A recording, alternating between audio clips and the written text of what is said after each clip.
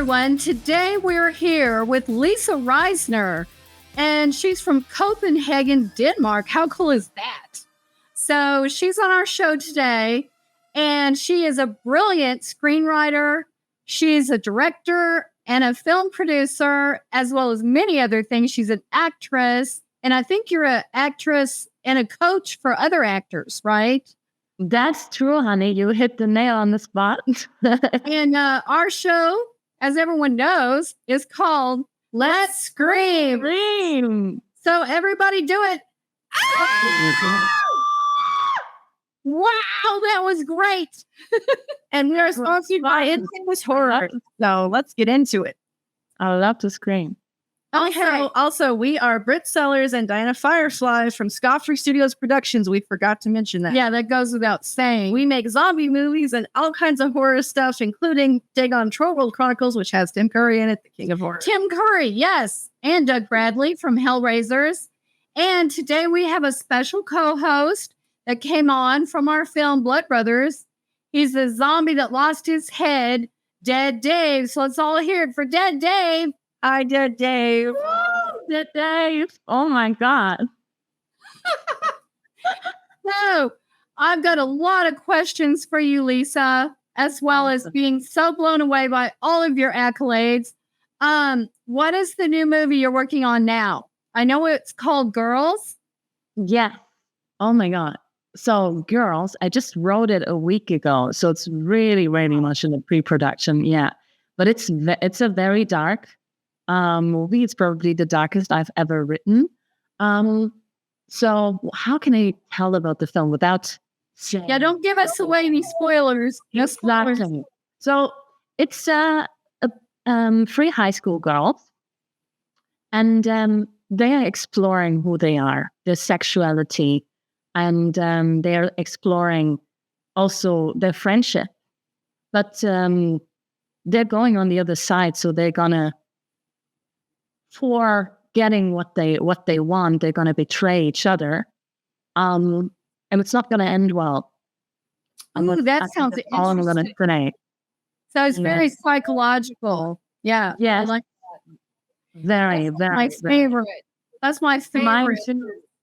Is anything that is subtle and psychological and a little bit creepy and mysterious, and then doesn't end well. That's my game right there.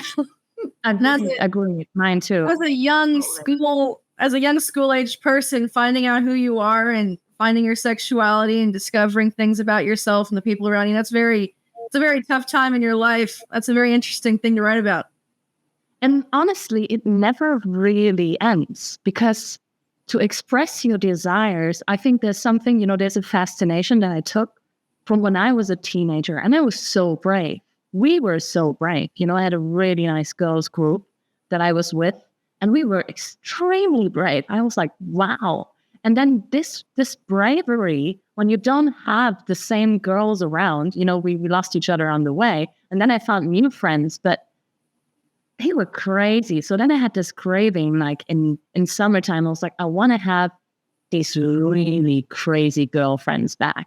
So I really went on a search in my life for like some really crazy girlfriends that I can hang with. And I found them, and it inspired me to just go back and be like, well, if you have those girlfriends, it's also a door opener, or boyfriends, guy friends. It doesn't matter. Like for me it was that, but it doesn't really matter. But it's a gate opener to your desires. Yes. It's funny you say crazy girlfriends. It's funny that you're saying these crazy girlfriends, because all my friends in the industry who are filmmakers or actresses or models or producers, they're crazy. Yeah. Yeah, and that's my people. I mean, I love people that are flamboyant and unafraid, and they follow their own paths. They're kind of they break ice, and they're like finding their way through the frozen wastelands. Trailblazers. Yeah, they're trailblazers. They're unafraid. And I've always just not attracted friends that were timid or shy, or, never. And God, whenever we're together, I'm usually the instigator of trouble and chaos and craziness myself. I ain't too bad either. I got us to go on that Jack the Ripper tour. Yeah, we had a dirty dance off at my party in London, and it was absolutely crazy. We were all drunk, and we were surrounded by 250 producers, directors, and people in the industry. By the end of the night, we were all shaking our booties and dirty dancing and posting it everywhere. And the next day, we're like, get that off Facebook. Get that off. Yes, exactly. Yeah, but I understand. That's wonderful. And also, you're in post-production on a film you mentioned called Homesick. Tell us a little bit about that. Oh, Homesick. That was a crazy production. We just ended and now it's in post-production. It's a 70s rock band film. So first of all, the challenge of recreating the 70s with a really low budget film. that was next level. And then, I always wanted to be a rock star. I'm being honest with you. Like, I want to be like fucking rock star, like sex, rock roll kind of style. And I was like, okay, now I'm an actress. And, I'm doing some crazy things from time to time, but I could definitely be way more badass. So I was like, I'm going to do this movie and I'm going to be the lead singer in it. And it's going to be all about sex, drugs, rock and roll. And it's not going to be any blind spot, but it's really going to show what this is all about. And I think I just made a dream come true for myself with this film. Yeah. And of course, like as I also wrote in my introduction, I'm interested in these topics like sexuality.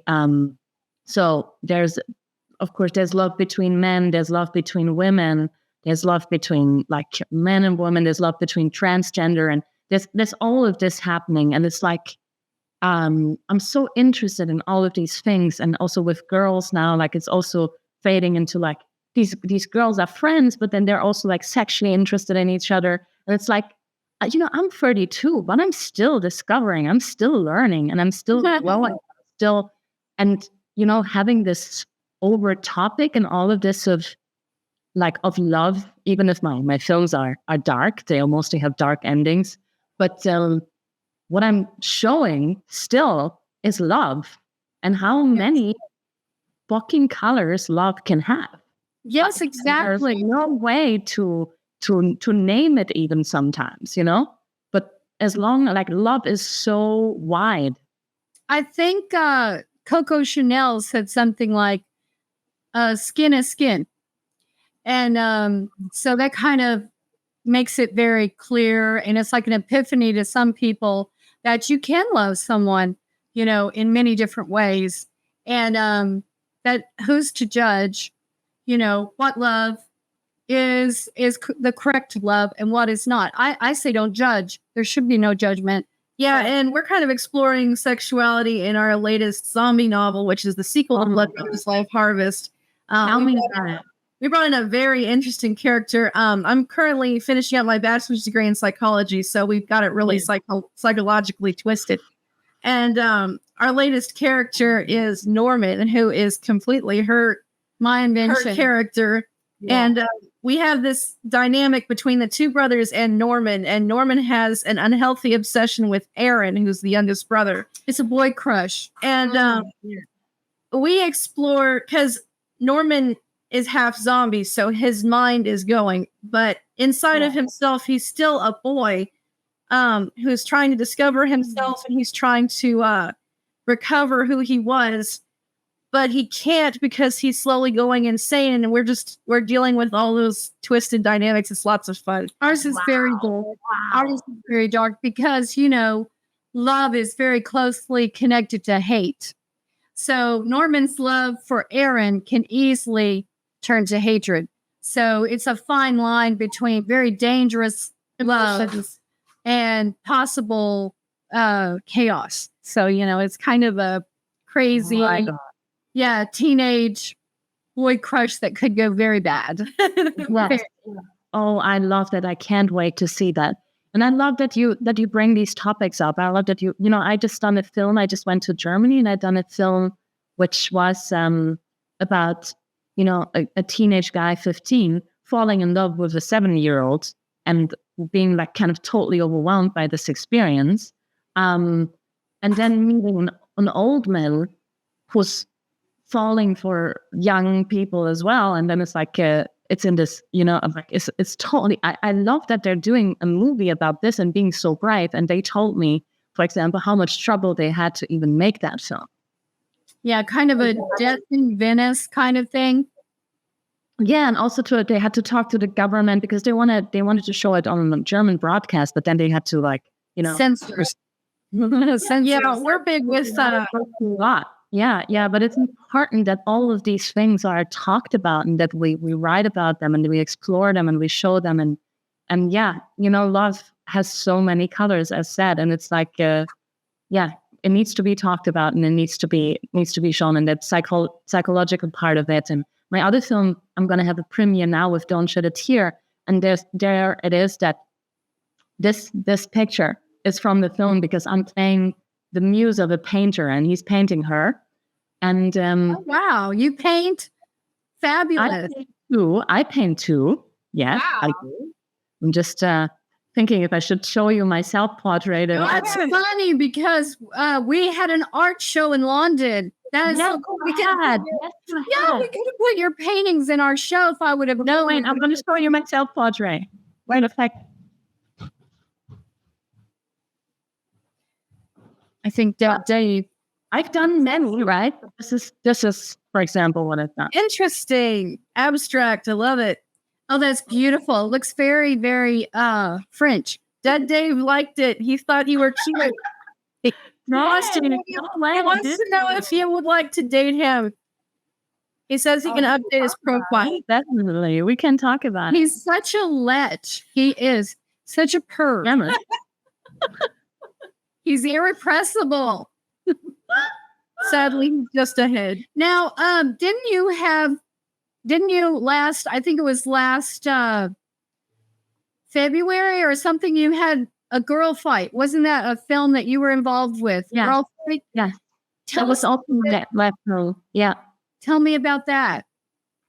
Yeah, that is called Hurra for Norge because we shot it in the north, like in Norway. And it's about this girl that I play who's lost her mother by cancer, which is a bit of my story because my mom had cancer. She's still alive, but she had cancer. So it's a bit of like working on that. And then meeting her father that she actually never met, that's inviting her to live with her, whom she never had contact with, and who's like bipolar, which is also related to my backstory because my father is bipolar, and just working that topic a little bit. And then she's kind of, like lost in this new city with this language that she doesn't speak. But what she knows is that she loves martial arts, so she goes and trains. And me, for myself, I actually realized that martial arts saved me in so many ways, training it. And this is kind of what I'm showing with the film. And then there's, of course, this friendship, which we don't know, which is also something kind of a love relationship to this woman that's totally starting with jealousy on all levels. So there's, in the beginning, and this is also what I love, about these stories and things, there's no love. There's no friendship. There's just like hatred and jealousy. And then throughout the journey and throughout them fighting with each other so much, like physically, in the training, they actually become friends. And then they become more than friends. But that's when the film ends. So we don't really know what's their journey. That's amazing. I just love all of your story plots. They're very interesting and very emotional. And, as everyone in the industry knows, if you don't have emotion and inspire emotion in your films, you don't have anything that is going to market well. And I think, even if you have a story to tell, you have to think about the marketing potential. And so bringing out emotions in people is very important. I think you've touched on that correctly.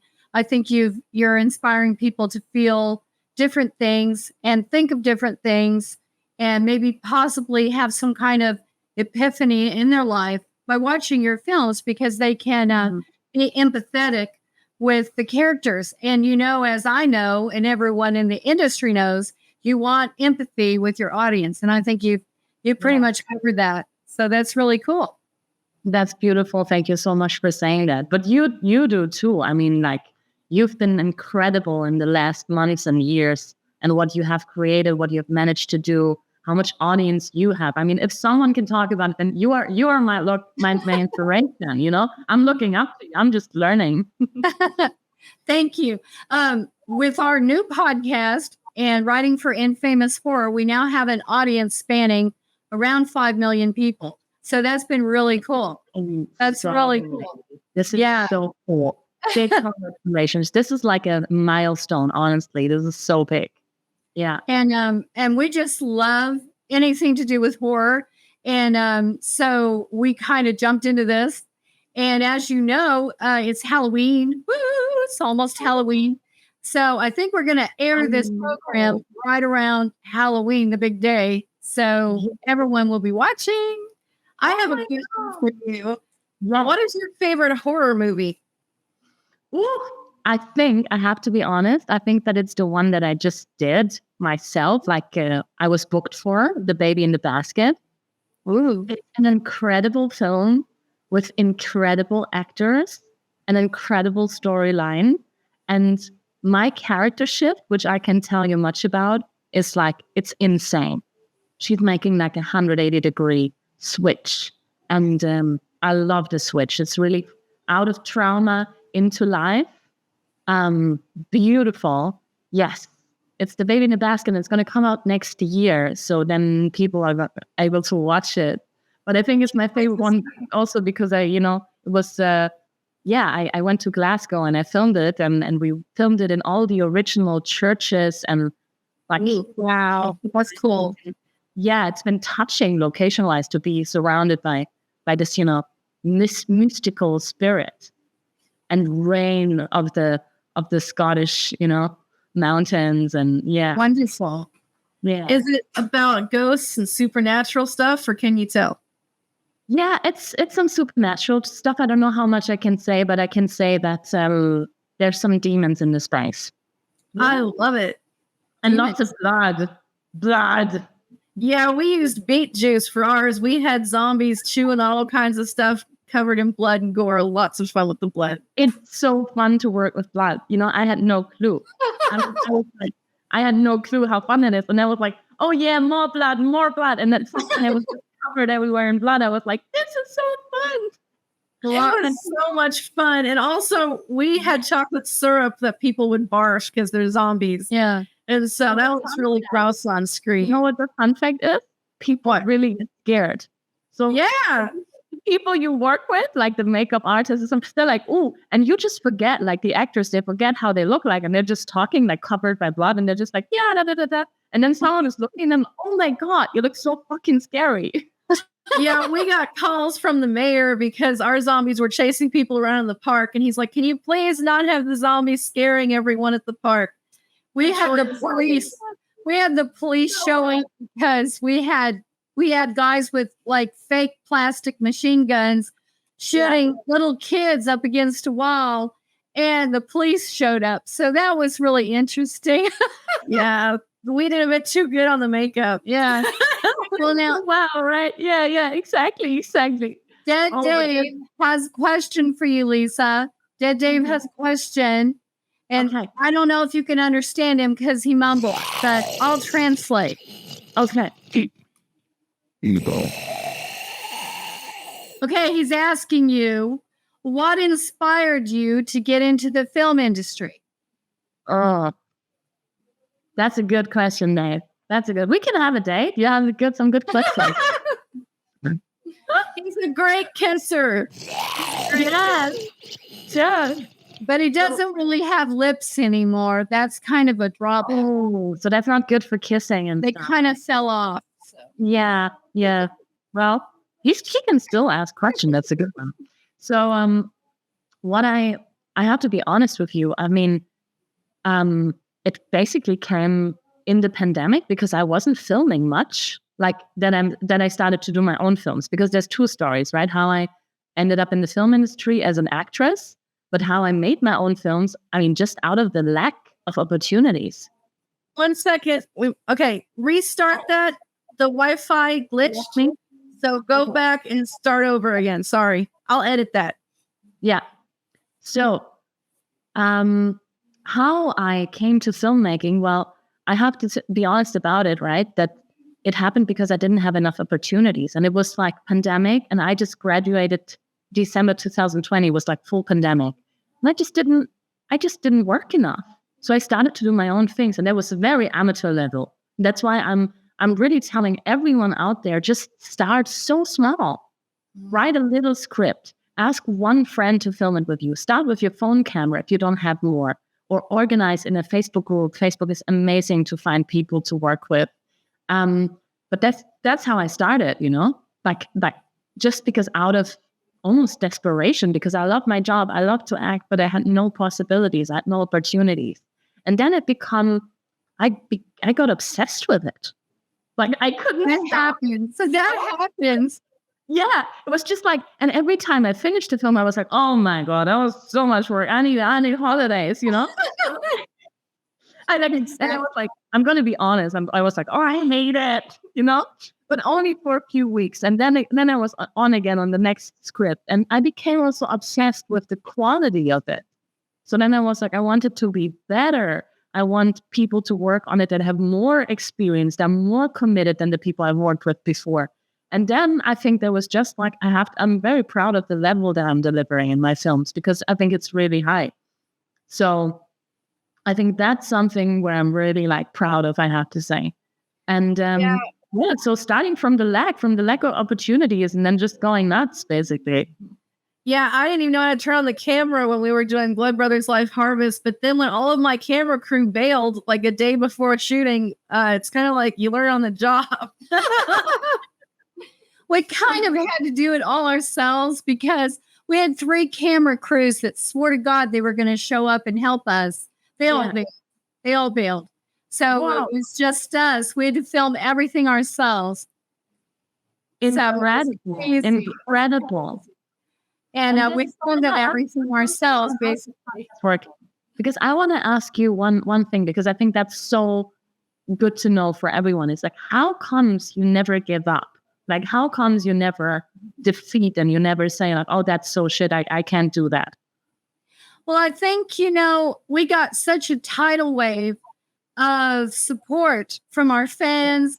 And from day one, when we started 6 years ago, we just started posting things about Dagon, our animated film.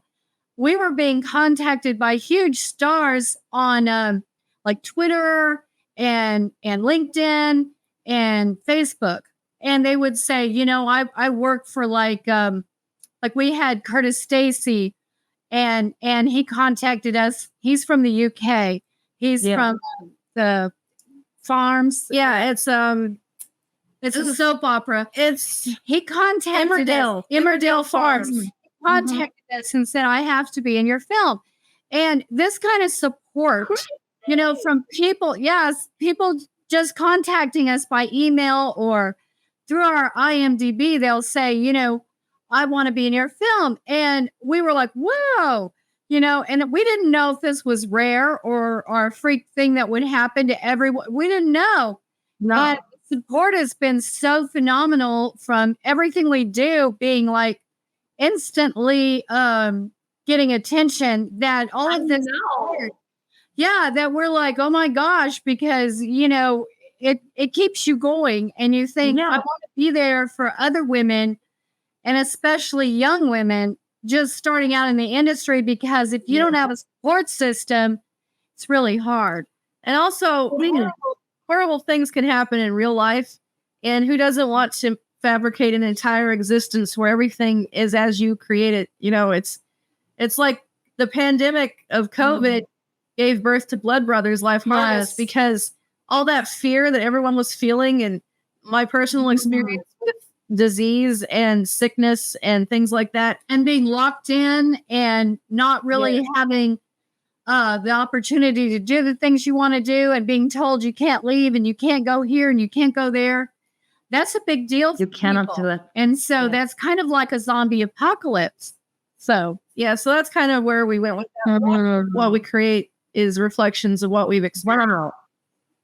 Wow. Yes, exactly. I'm doing the same, but it's honestly, it's powerful. It's so powerful. and everybody will be able to relate to it afterwards. And I think that is important. So for me, for example, it's super important to show my films in the cinema because I want to talk to people afterwards and I want to hear their opinion. I want to feel and tune into the atmosphere of the room while they're watching so I can see if what I'm doing is really like, if my heart that I pulled in, if it kind of comes out and can touch them, right? Or if I do believe, Lisa, in magic. I believe that there is a universal law that if you're following your dreams and your heart's desire, and if you have that fervor and enthusiasm, the universe will respond and help you out, because I've seen it happen. It happens with us on a daily basis. And I think you're the same way. I think it's really the universe likes you, Lisa. And also, if you ever want to be a super hot zombie, let me know, because we're working. Oh, yes. Yeah, you should come over. You should come over and be a sequel. Yeah. Yeah, you know that. I want that. But I think, even though you just say it as if it's nothing, but I just want to say that this attitude, that this way to look at life, it's what's going to save everyone. It's what's bringing you the good karma, what's bringing me the good karma. And it's the way, like, I'm looking up to you, Diana, and you know that because I think you're even, like, if there's any, like, better, you're even better in it.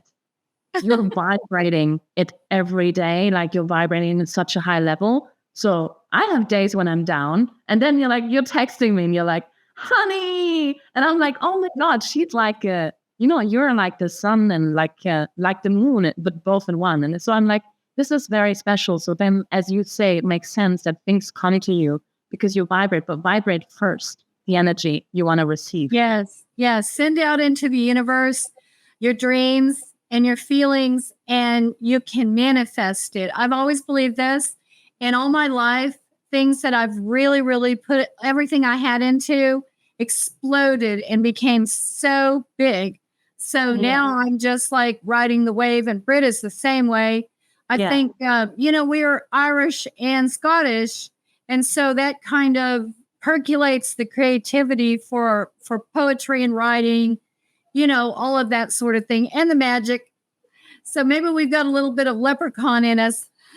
Yes. But poetry and writing, and this maybe for everyone who's listening, that they can know, is healing. So no matter what's going to happen after you wrote something, but to write something is the first step to healing. Yes. You're transforming. You're healing yourself by just writing the story. And then I just want to let people know that the next step to make the film uplifts the whole healing process to another universe level. Yes, it does. This kind of manifestation that you're going to do, bringing all these people together. Yeah, a group of people that's having an amazing time that you hold. You are taking responsibility for this, and you're holding this, and they are creating something. They're finishing the project. They're finishing a lovely, amazing project, and they're having an amazing experience while doing it. And then you're actually changing the world. And that's big. And I think that's why movie making is so important. And I just also want to say to everyone who's listening, say, yeah, but I don't have money or I don't have the resources. I'm like saying, it doesn't matter. Yes. I've made my first 10 films, short films, without any money. And then I got brave enough to just ask people who have money for money because I don't have the money. So I just went and asked those people, and they said, well, tell me about the story. Tell me about the characters. Why do they do what they do? And I told them, and they were like, well, it all makes sense. So let's do the film. That's wonderful. That's exactly how to do it. Exactly. Yeah. And we're in the same boat, Lisa. We never have any money, but somehow the universe supplies everything we need just in the nick of time. Like if we need a giant tank, if we need a tank and we don't have one, someone with a tank will contact us and say, I have a tank. Or, it just all comes together. Or they'll say, we have like 500 nurses' outfits, or we have army outfits, or we have this camera, or we have this or that. And together, everyone puts their stuff in, and we've got the film. I mean, and it doesn't cost us anything. So, Well, I mean, that's not entirely. Well, true. not entirely. You do have to put a little bit in, but it's really of fun. course, You know, of it's course. really fun that everyone pulls together and puts things in, you know? Yeah. And being honest to people, I've often said to people, look, I don't have money, but I can give you so much more. Like I can create an amazing film with you. We're gonna have so much fun. And sometimes people are or I was like to the cinema, I want to show my movie in the cinema, but I cannot pay the rent for the cinema. Exactly. But I've made a film and I would love to show it. Is there any possibility that you can help me show this film, although I cannot pay the rent for the cinema? Well, yes, there is a possibility. There's always a way. Always the way. You have to ask for it. You have to ask for it.